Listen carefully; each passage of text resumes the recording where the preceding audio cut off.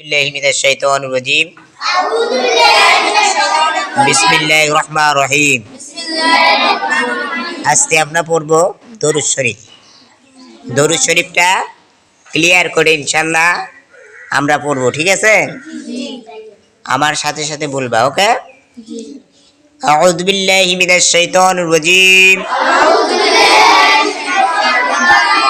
বিসমিল্লাহির রহমানির রহিম। দরুদ শরীফ। আল্লাহুম্মা সাল্লি আলা মুহাম্মাদিন ওয়া আলা আলি মুহাম্মাদিন